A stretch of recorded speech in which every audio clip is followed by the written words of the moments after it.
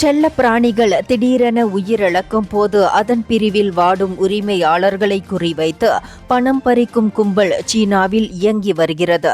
இந்த கும்பலை சேர்ந்தவர்கள் சமூக வலைதளங்களில் இதற்காக பல்வேறு குழுக்களை நடத்தி வருகின்றனர். அதன் மூலம் செல்ல பிராணிகளை இழந்து வாடும் உரிமையாளர்களை தொடர்பு கொண்டு இறந்து போன செல்ல பிராணிகளின் ஆன்மாவிடம் பேசி 5 கேள்விகள் கேட்க வேண்டுமா, அதற்கு 128 யுவான் செலவாகும் என்று பேசுகின்றனர். மேலும் இறந்து போன செல்ல பிராணிகளிடம் 6 மாதங்கள் வரை பேச வேண்டும் என்றால் அதற்கு 2999 யுவான். இறந்து போன செல்லப்பிராணி மறுபிறவி எடுத்துள்ளதா என்பதை கண்டறிய 1899 யுவான் வரை வசூல் செய்கின்றனர்.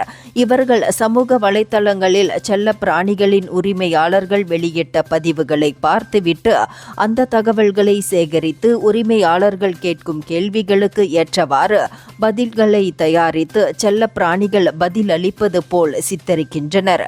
இந்த மோசடி வலையில் சிக்கி பலர் பணத்தை இழந்துள்ள வேளையில் ஒரு கட்டத்தில் இதனை மோசடி என்று உணர்ந்த சிலர் காவல்துறையினரிடம் இது குறித்து புகார் செய்துள்ளனர். இந்தியர்களின் இதய குரல் மக்களோசை.